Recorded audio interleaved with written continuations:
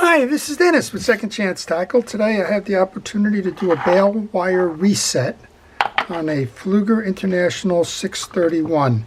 This one was sent in by Josh. He was working on the reel. I guess the bail came off, can't get it reset, and asked me if I would do that for him, and here we go. So we'll show you a couple of things about how to reset a bail. I haven't tried this one in particular, but the format is very much the same. And if we can get this done, all the better for us. So I like to remove the rotor when I reset a bail. You don't have to, but a lot of times it just becomes a wrestling match, and I'm not one for winning wrestling matches, so I would just prefer to set it up where I can work on the rotor without it bouncing around back and forth as I try to make things work. You'll see inside it's a beautiful reel, big gearing, and nice components inside of this.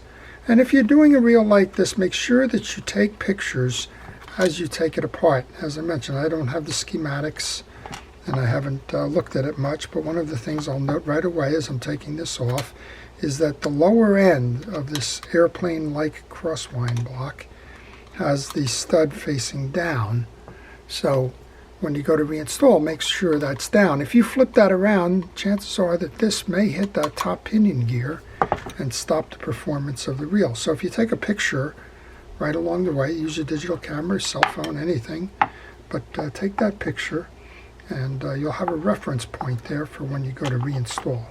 You'll also notice I'm not wearing a glove today, and that's just simply because, well, my hope is that this becomes a straight up project where I don't get my hands dirty, and it's mission accomplished. There's a indentation here, so you need to find a socket that can cover that spool. There's a big lip here, so you're not going to be able to do that with your box end wrench. If you can't do it with the box end wrench, go ahead and use a socket. So I always keep a series of sockets right at my side, just to make sure that when I go to work, I don't need to leave those pieces far behind. Well, I just started to do a removal in the traditional sense. The nut didn't budge, so I went in the counterclockwise sense. So this is a reverse threaded nut that you want to take off. Now we can remove the rotor. All right, this is kind of interesting in that it has the trip lever on the one side and it has the spring on the other side. So I don't like to install full clamps. They just seem to get in the way. So what I like to do is remove that, and I'm taking the arm off here. If it is removable, I like to remove it.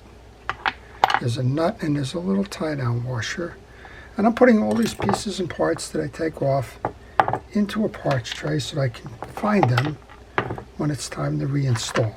Okay, this is the arm. The arm is going to sit like that, and the trick is, of course, getting the spring and everything in here. So he gave me the spring, and there's two sides of this spring. There's a flat spring, and then there's a 90-degree angle on the spring.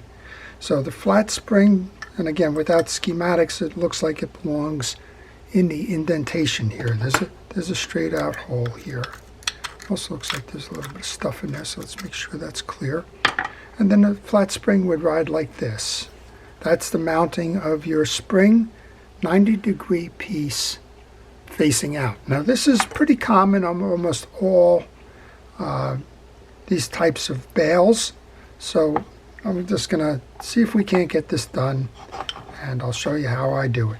So the normal thing is people will want to try and take this and push it, tightening the spring to clear. I like to work it the reverse way. You want to put that spring in, and then you want to get the tie down screw. There's two of them. I hope I have the right one.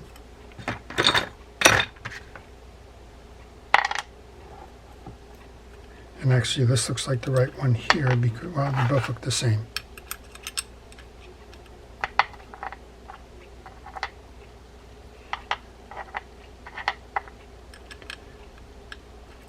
There's a little cup on the back of these springs, and I assume that's for the travel of the stud on that piece. All right, you want to tighten that up as much as you can. You're going to have to clear this tab on the other side. And that's where, I guess, if there's a trick, it comes in. So you want to roll it around. And then, with tension applied, go ahead and back the screw off a little bit. You're just backing it up until you can clear that stud. Once you clear that stud, you can tighten it down like this. And now you're set with that bail spring. That's a powerful bail spring. Okay, so now with that done, we can come over and address the other side, which makes it easier. And again, I'm leaving this off until I deal with both sides of this. I just got to figure out what side belongs where. This has got a run on it, so when you don't take them off, kind of tough, but do this. There's no shame in just putting it right onto the hook.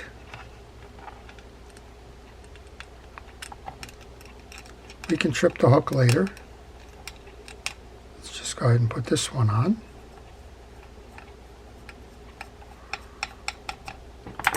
And I get questions all the time, how tight should these be? Well, they should be tight. They should be able to move, just like that. All right, now we flip that back. This is the little carrier that just kind of came out there. Make sure that goes on.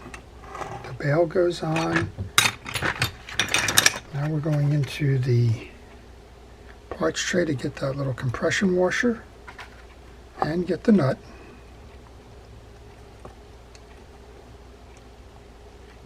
And this nut is going to have to be tightened, and I'm going to have to stop the camera to get the nut driver. I'm thinking by old American standards this is a 1/4 inch bail nut here, and we'll just have to go get that nut driver. So I went to my my ratchet set, got the appropriate driver, and we'll tighten that down now.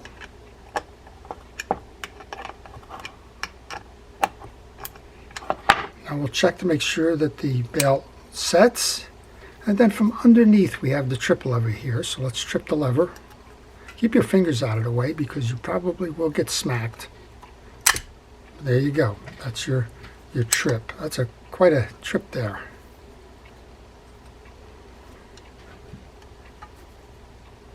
There you go.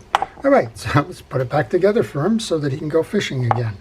We'll take the rotor.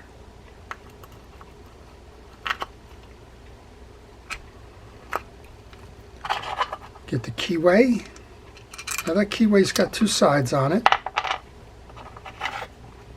So you want to get it first to clear the shaft, and then you want to get it so that it sits inside the 2 channels.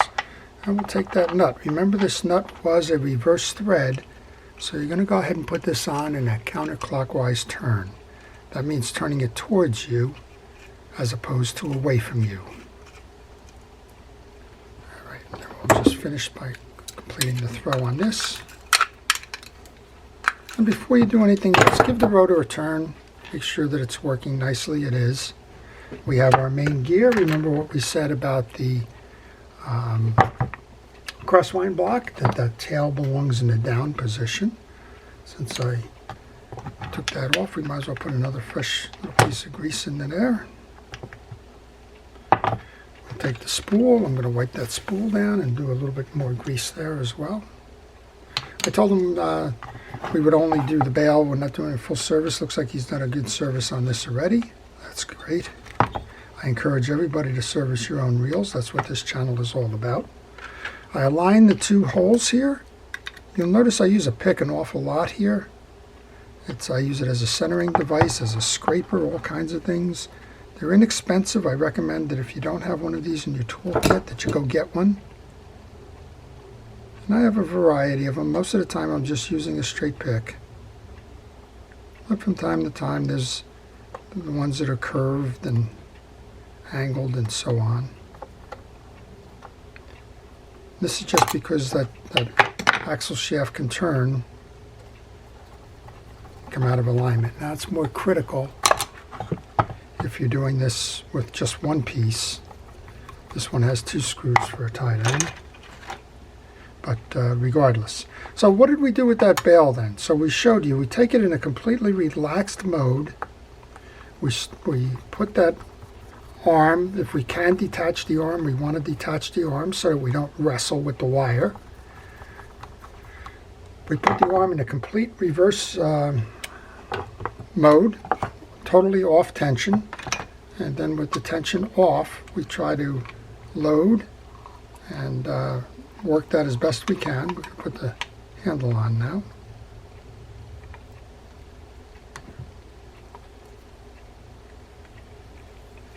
We're going to give it a test before we go any further.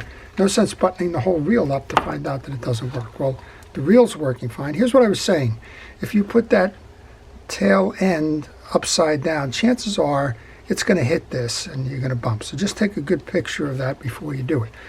All right, let's try that bail then. Look at that.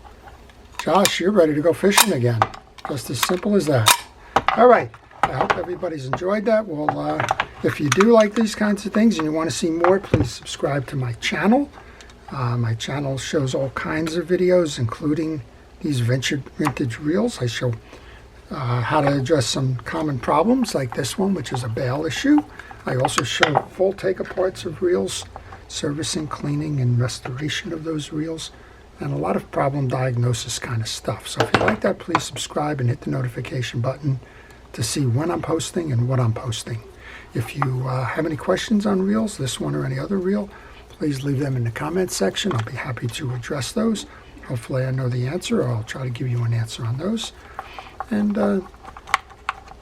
finally, if you have a reel that needs service like Josh did and you want to send it off to me, well, send me a note on the business to the email on the business card that follows. I'll be happy to provide you with that reel repair information. So, to everybody who's involved in healthcare and first responders and the like, thank you for everything that you do. For all those people out there that are helping us to stay safe, thank you. That's all uniformed services and the like. To everybody, please stay safe, stay well, and stay watching. And if you happen to have a Pflueger International 631 with a broken bail, you now know how to repair it. So this is Dennis with Second Chance Tackle. Have a great day.